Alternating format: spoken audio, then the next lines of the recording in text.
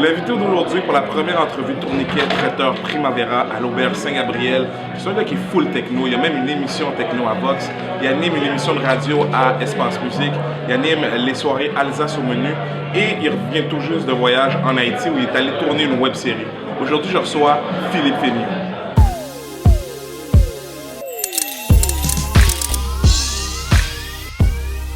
Bienvenue à l'entrevue Tourniquet, traiteur Primavera. Merci d'avoir accepté l'invitation. Merci, Goofy. Ça fait plaisir, ça fait plaisir. Écoute, t'es un gars full techno, full internet, t'es tout le temps sur Twitter, t'es tout le temps sur Facebook, t'es sur ton Facebook présentement, là, il me file sur mon Facebook Faut bien que je me géolocalise. Écoute, t'es allé en Haïti récemment, ma question, là, la question qui tue, la question que tout le monde veut savoir, comment t'as fait pour te connecter à Wi-Fi en Haïti? Et ça, c'était ma plus grosse préoccupation, effectivement. Je voulais vraiment être connecté là-bas. Il fallait que je le sois.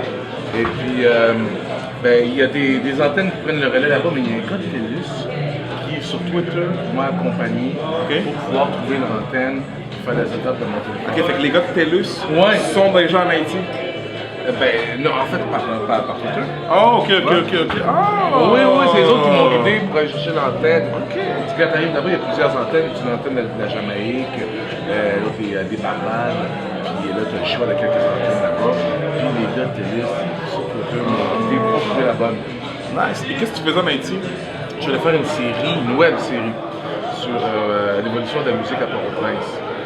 On a fait 5 topos sur comment la musique a changé depuis le commentaire jusqu'au début janvier 2011, donc un an après. Ok, tu sais que moi je suis haïtien, qu'est-ce que tu as mangé là-bas? Parce que là on est dans une émission de bouffe, là, on n'est pas dans une émission de musique. Parler de musique, là, on parle de bouffe ici. Donc qu'est-ce que tu as mangé quand tu étais en Haïti? À un moment donné, là, on est arrivé sur du lambi, là, mais le meilleur de ma vie. Explique aux gens c'est quoi du lambi.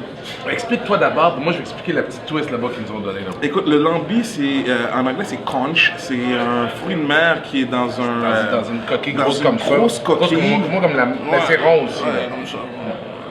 Comme une grosse coquille, là. C'est comme un gros fruit de mer dans une grosse coquille, c'est gélatineux.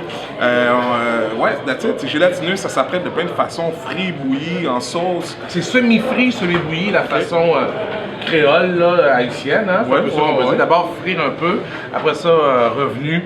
Mais ce que j'ai beaucoup aimé l'autre fois, c'est qu'il servait avec des oignons tranchés à la fin. Des oignons légèrement revenus sur le lambi, du gros poivre là-dessus. C'était vraiment quelque chose. Bonheur. Non, c'est vraiment quelque chose. Tu animes aussi les soirées Alsace au menu. Explique-nous c'est quoi Alsace au menu. Moi j'y suis déjà allé. Oui.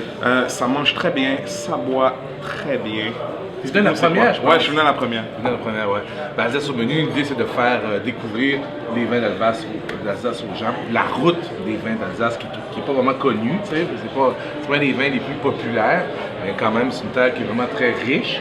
Puis là, les gens ont vraiment pas d'idée d'emblée là, pour trouver comment l'apprêter non plus. Fait que la soirée, l'idée c'est de faire des accords avec les Alsaciens et des mets, souvent ethniques. Okay. On y colle une thématique musicale là-dedans. Fait que c'est toute l'idée là, pour faire un party finalement. Partir avec l'idée de quelques vins en tête pour pouvoir les apprêter après ça à la maison. C'est ça, man, moi j'aime ça. Puis il y a des sommeliers qui viennent. Mais comment qu'on fait pour y aller? Est-ce qu'il faut se faire inviter? Est-ce qu'il faut payer? Comment qu'on fait? Je pense pas. Toi, on a réussi à te rentrer une fois, là, mais regarde, pensez-y même pas, le rentrer là, c'est même pas exclusif. Oh, aïe. La seule façon que tu peux rentrer là sur le menu, là, c'est de suivre les médias sociaux. Parce que je dirais que c'est un des éléments aussi de la soirée. C'est des gens, beaucoup c'est des blogueurs, donc on peut dire que le fanbase d'Alsace au menu, c'est des blogueurs. Okay. Puis c'est des gens après ça qui documentent ce qui s'est passé dans ces soirées-là sur les médias sociaux. Arrête. Alors toi, je peux peut-être m'essayer de me séduire là, dans les médias sociaux. Peut-être trouver un billet, mais je serais bien surpris. Donc j'ai été très chanceux de me faire inviter. Ben, c'est parce que tu es actif dans les médias sociaux. Je pense que ça arrive. Alors toi, je t'ai déjà vu ici à l'auberge, je t'ai déjà vu déguster aussi la bouffe du traiteur Primavera. Tu sors quand même pas mal, t'aimes la bouffe, t'as voyagé un peu, pas mal même. Écoute, comment est-ce que les chefs du Québec se positionnent par rapport aux chefs à travers le monde? Grosse question. Je pense qu'il y a des chefs à Montréal qui ont un calibre international. Je pense qu'il y en a de plus en plus parce que Montréal est un standard élevé en gastronomie, présentement. Là. Mais je ne suis pas certain que c'est facile pour certains des chefs de pouvoir s'exporter, travailler dans les grandes villes. Pourquoi? Je ne sais pas c'est pourquoi. Je ne sais pas, il faudrait leur demander aux chefs. Mais en tout cas, c'est pas fréquent. Et pourtant, quand on se promène dans les autres grandes villes, bon, oui, il y a des grandes tables un peu partout dans le monde, là, mais je veux dire, il y a des tables ici là, qui peuvent avantageusement se comparer à des tables des grandes métropoles avec des restaurants qui sont très populaires. Des fois, T'es toujours dans les soupers, toujours dans les cocktails. Qu'est-ce que tu as déjà vu dans un cocktail qui t'a tellement impressionné que tu aimerais ça avoir ça dans ton backstage? Ah oui? Ah, un classique. OK. Un bar à huîtres. Oh, j'aimerais ça avoir un bar à huîtres dans la maison chez nous en permanence.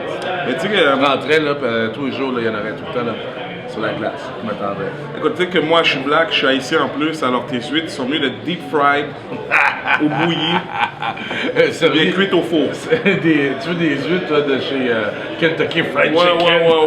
ouais, I'm all for it. Kentucky Fried Chicken, je vous ai donné la recette.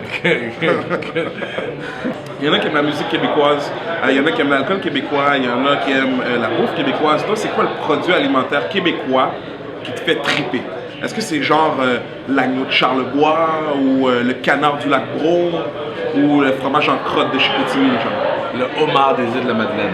Qu'est-ce qu'il y a le homard des îles de la Madeleine? Ah, mais qu'est-ce qu'il y a le homard des îles de la Madeleine? Les queues sont abondantes. Ouais.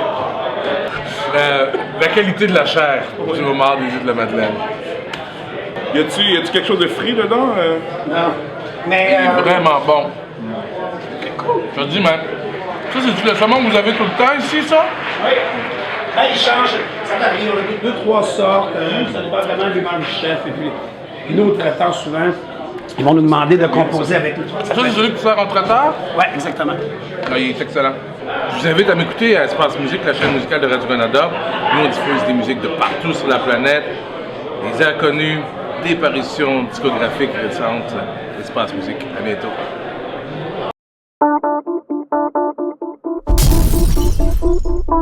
Charlotte, si vous voulez, tout ça,